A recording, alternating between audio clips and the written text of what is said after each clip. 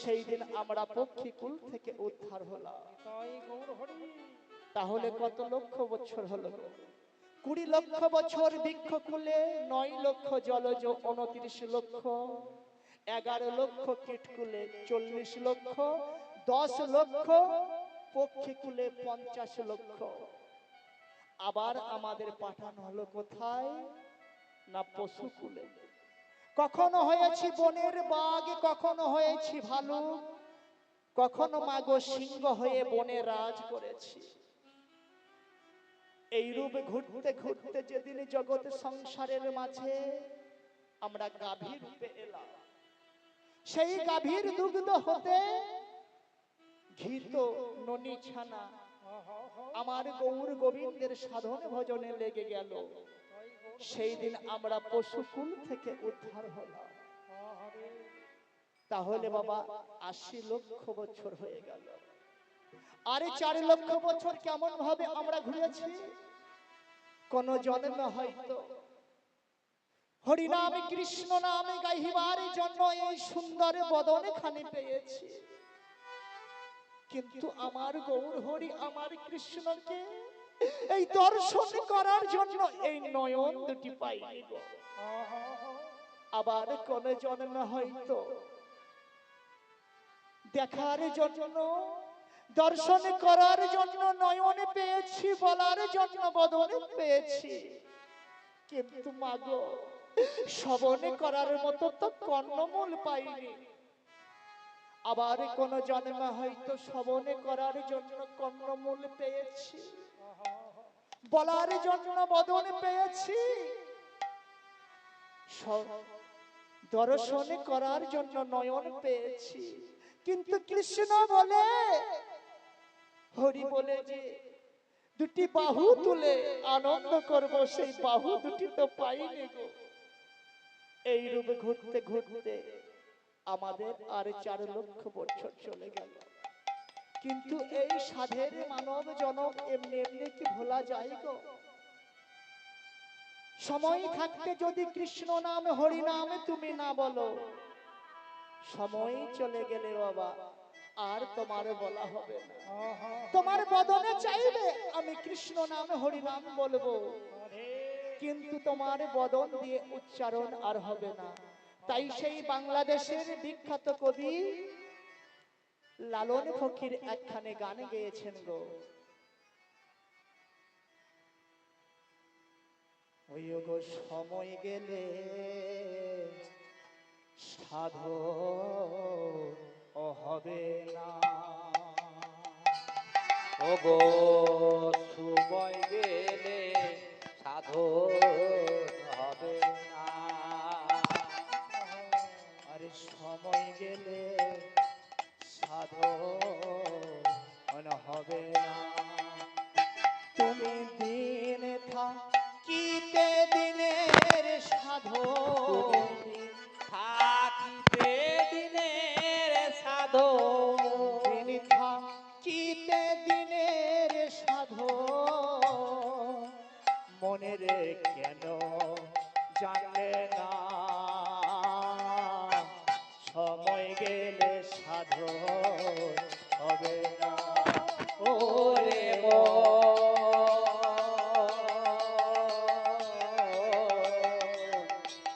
সময় গেলে সাধু হবে না। আর জানো না মন খালে বিলে,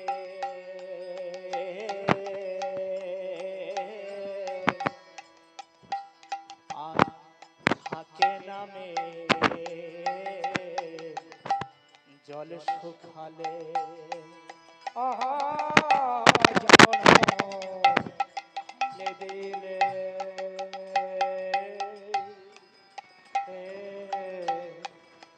ওই না মিল থাকে না জল শুকাইলে, ওই তারে পরে আবার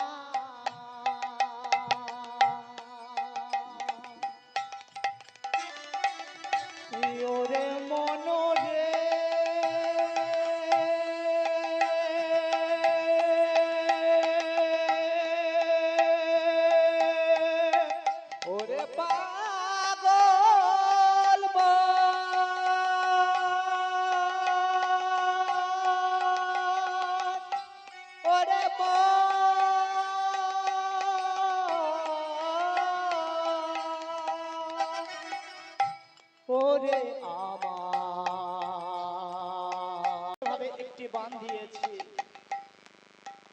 বাঁধ দেওয়ার পর যেই না জল সেচ করতে যাচ্ছি, দেখছি সেই খালে বাবা জলই নেই।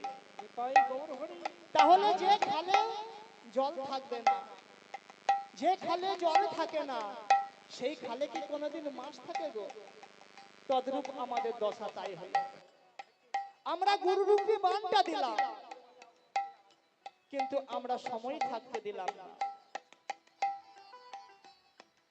আমরা গুরুরূপী বাণটা কখন দিলাম? যখন সময় চলে গেল, আমাদের দেহের মধ্যে যখন জল থাকলো না, তখন আমরা গুরুরূপী বাণ দিয়ে ভগবান রূপী মাছ ধরতে চাইলাম। তাই কি বাবা ধরা যাইব?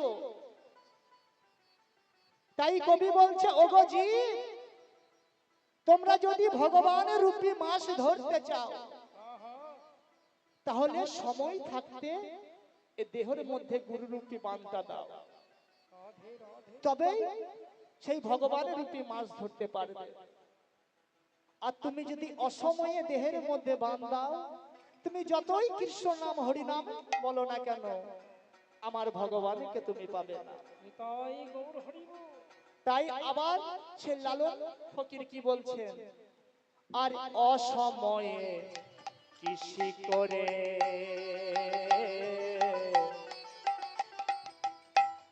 মিছামিছি খেটে মরে। আর অসময়ে অসময়ে কৃষি করে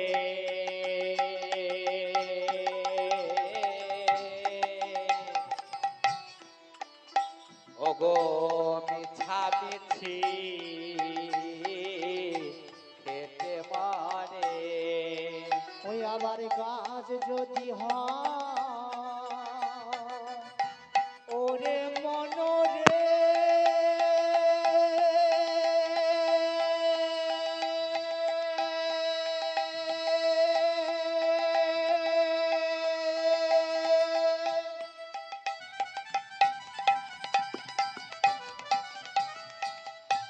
ওরে আমার পাগল মনরে, ওরে আমার আমার আমার আমার পাগল মনরে। ওই আবার কাজ যদি হয় বীজের জোরে, ওই আওয়াজ যদি হয় বিচের জোরে, তাতে ফল তো ধরে না, হায় হায় ফল তো ধরে না। সময় গেলে সাধন হবে না। পাগল মনে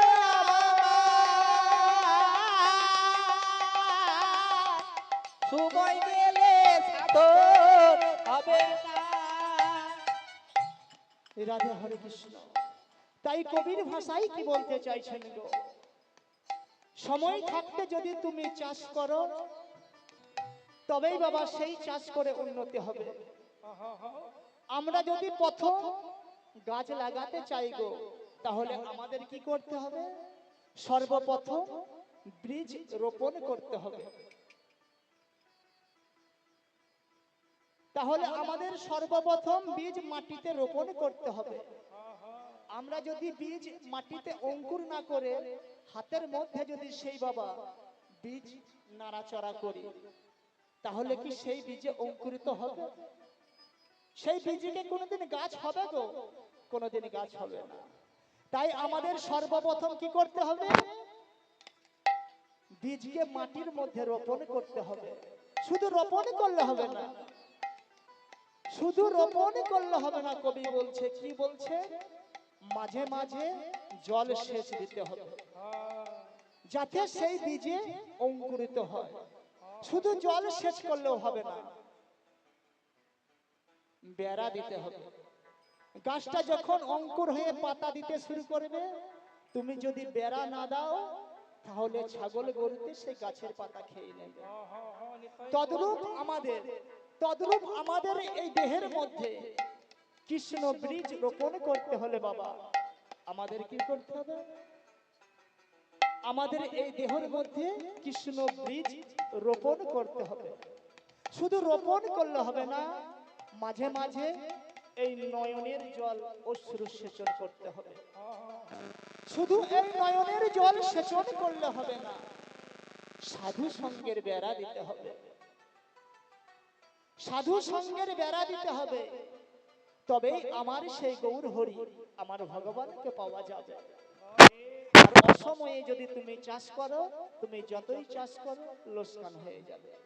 যেমন বাবা এই আলুর বীজ, আলুর বীজ কোন সময় হয় গো? বর্ষাকালে না গ্রীষ্মকালে না শীতকালে?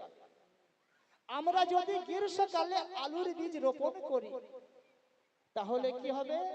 সূর্যের প্রখর তাপে আলুর বীজ নষ্ট হয়ে যাবে। আবার যদি আমরা বর্ষাকালে আলুর বীজ রোপণ করি তাহলে কি হবে? অতি বৃষ্টির চাপে সেই আলুর বীজ পচে নষ্ট হয়ে যাবে। তাই গৌর হরি। আবার যদি সেই বীজের জোরে যদি বাবা আলুর গাছ হয় গো, সেই গাছে কোনোদিন ফল হবে না। তাই আমাদের আলুর চাষ করতে হলে শীতকালে চাষ করতে হবে। তাই কবি কি বলছেন? আর আমা বৈশাই পূর্ণিমা হয়,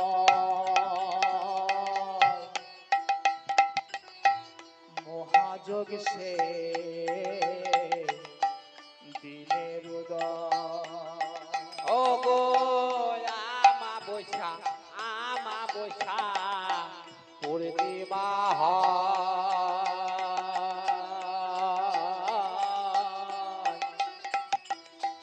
মহাযোগ সে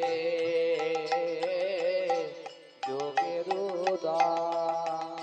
ওই আবার লালন কহে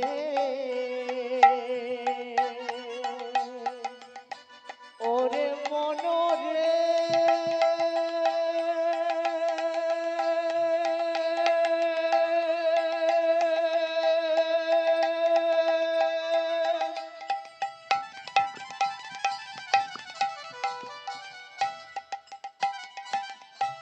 ওরে আমার পাগল মনরে, ওরে আমার পাগল মনরে। ওই আমার লালো বলে তাহার সময়, আহা লালন বলে তাহার সময়, লালো বলে তাহার সময়, মনে রে দ্বন্দ্ব ওরয় না, হায় হায় দ্বন্দ্ব ওরয় না। সময় গেলে সাধু হবে না। নিতাই হরি হরি হরি হরি। সময় গেলে, সময় গেলে সাধু হবে না। তুমি দিন থাকিতে দিনের সাধু, ওইটারে থাকিতে দিনের সাধু। ও তুমি দিন থাকিতে দিনের সাধু, মনে রে কেন জানলে না? সময় গেলে সাধন হবে না। নিতাই গৌর হরি বল, হরি বল, হরি বল, হরি বল, হরি বল। সময় গেলে, সময় গেলে, সময় গেলে, সময় গেলে সাধন হবে না। তাই বাবা আমার গোবিন্দকে, আমার প্রাণে গোবিন্দ শ্রীকৃষ্ণকে, আমার গৌর হরিকে পেতে হলে বাবা আহারে সময় থাকতে ডাকতে হবে। সময় চলে গেলে আর পাওয়া যাবে না। তাই গৌর হরি।